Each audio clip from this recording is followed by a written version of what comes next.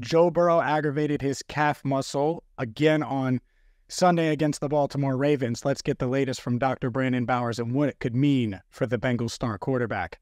Hi again, everyone, and welcome into Cincinnati Bengals Talk. I'm James Rapien. Obviously, my voice still not all the way back from Friday night. Shout out to everyone that came out to the book release party. But Doctor, let's dive in here with Joe Burrow, this calf injury. We talked in late July here on Cincinnati Bengals Talk. One of the things you really stressed was how easy it is to re-aggravate it, to re-injure this area, and it's more prone than, say, a hamstring. So what went through your mind when you saw Burrow using the massage gun on the sidelines, admitting that he aggravated it after the game? Because to me, he was pretty uncertain about his status, and I think that's making everyone uneasy that covers the team, or certainly Bengals fans everywhere. This is certainly a really tough break. Obviously, the Bengals had high aspirations for this season, still with a long way to go, but anytime your signal caller and now the highest paid player in the NFL goes down with an injury, everybody holds their collective breath. In this case here for Burrow, coming off the game yesterday against the Ravens, it appears that he has just tweaked that calf muscle and that injury that he sustained back during the preseason, and hopefully this is able to recover in short order. The only problem that we run into here is, James, is he had the initial injury, and he's already re-aggravated it now once, just 2 weeks into the season. So unfortunately, I think if this is managed incorrectly, this lingers on for the duration of the year. But the team really needs to be careful with the management of this thing so it's not a season-long issue. Make sure you follow Brandon at Dr. Brandon Bowers on Twitter. Let's dive into the timeline a bit more. They play on Monday Night Football a week from today. Do you think there's a chance he can play? Is that completely ruled out? Do you shut him down? Where do you go timeline with this? And I know you're not there examining him, so it could fluctuate, but what do you think the timeline is for Burrow? I think a couple of things we can look at here. Obviously, the team has an extra day playing the Rams on Monday night next week as opposed to a Sunday game or a Thursday night game. I think if this were a Thursday game, then I think he's out. But I think there's going to be enough time that if they need him to play and he physically feels ready, he'll be able to do so. The problem we run into is just big picture. Could he physically play on Monday as long as everything goes well this week? Yes. Is it going to be in his best long-term interest for him and for the team? We don't know. At this point, I think there's a little bit more information that needs to be collected. If it were me, still early in the season, I think you play conservative, maybe let him sit a week. So that's 2 weeks of rehab before he's back out there again. But as we get later into the week and gather a little bit more information, his status for Monday will come into a clearer picture. That's something that he mentioned. He wants to wait a few more days and see how it goes. I talked to some people on Sunday night, and they kind of issued the same sentiment, as they didn't want to make any proclamations based on him being sore at the podium and obviously re-aggravating it. Is as far as treatment goes this week, they have the extra day, Tuesday, Wednesday. I'm sure he's going to get a ton of treatment those days. We're recording this on a Monday. They resume practice on Thursday. Do you just shelve him for practice and say, let's get as much treatment as we can on this, let's keep you off of it? What is the treatment plan? Should he be walking on it? How could you make him his best self and potentially give him a shot to play on Monday night?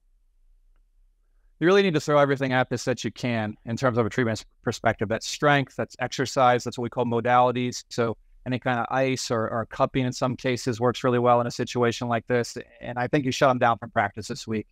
And I think there's a shot that he's able to play on Monday night, but don't put him in harm's way during practice this week. I think he showed from week 1 to week 2, he's able to go out and throw the football. Obviously, week 1 was not pretty, but he went out yesterday and was able to sling the ball around the ball yard a little bit and look good. So I think you keep him out of harm's way the rest of the week if you want him to have a shot of playing on Monday. And again, if there's any doubt with this, James, that he's going to be at risk, then I think you see him sit.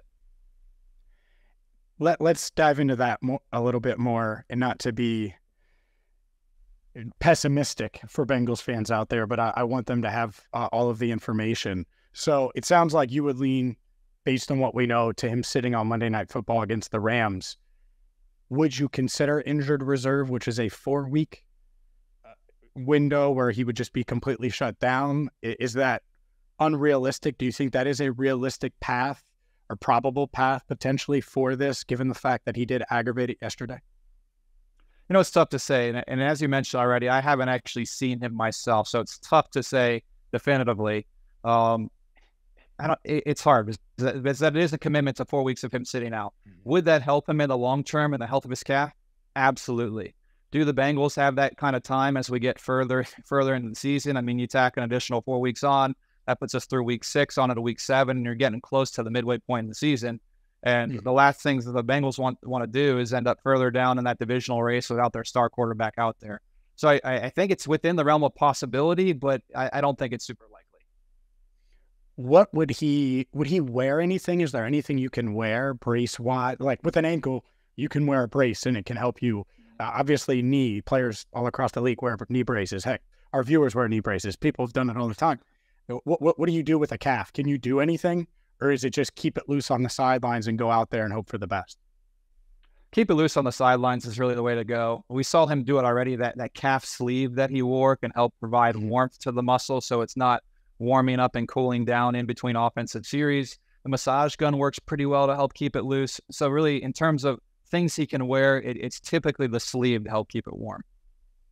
And then as far as, because I think a lot of people, especially with Aaron Rodgers now, the injury last week, think calf muscle. Heck, I think about Kobe all the time. I know his calves were sore when he suffered his torn Achilles way back when.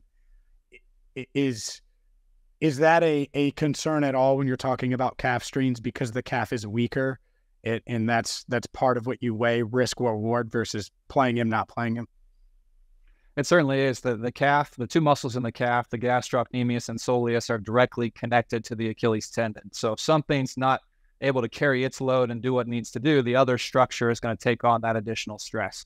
So certainly something that's on the radar. You don't see it a ton, but it certainly has happened, as you mentioned with Kobe, and something I 100% know is on the medical team's radar as they manage their star QB. Yeah. So is it just you evaluate his range of motion, his pain, what he's able to do comfortably and not able to do? Like how, if you're the team doctors here, do you evaluate where he's at to give him the green light? Not even just Monday night against the Rams, but moving forward. What goes into that aspect? I think all the above. You need to make sure adequate strength, adequate mobility, and I think the big piece here is adequate power. And that's what comes along with the cutting, with the pushing off, with the running. If you're not able to generate adequate power through the calf, that's where we run into these re-injury situations and possible Achilles situations. So he really needs to make sure he's able to check all the boxes: strength, power, mobility, what have you, pain, in order to make sure he can go back out there and be effective. So do they put him through essentially throwing drills and see if he can go right, go left, run straight, all of those things? Like, is that how you would evaluate a quarterback in that scenario? Sure. Obviously, we do all the things here in the clinic, strength, mobility, power, as we mentioned, but then there becomes the sport-specific type drills: the running, the cutting, the throwing, the pushing off. There's a couple of functional tests that you can do for the calf muscle and the Achilles in the clinic that don't really have the best application to on-field stuff. So it's really the on-field stuff, him doing work on the side to make sure that thing's ready to go and he can go back out there safely. You mentioned 4 weeks and obviously injured reserve. I asked you about that a few minutes ago. They have 4 games before their bye. So if they did injured reserve, and hopefully they don't have to, and hopefully he's just awesome moving forward, to be very clear. But if they did that, he would actually get 5 weeks. And so I wonder if that would be in consideration too for the Bengals, even though last year with Jamar Chase, for example, they didn't put him on injured reserve to give him a shot to come back. I think that's how they would lean, obviously, with Joe Burrow. He's so valuable, right. But really, really good stuff, Brandon. Is there anything else, any other thoughts on this before I let you go? And I appreciate your time. I know you're busy.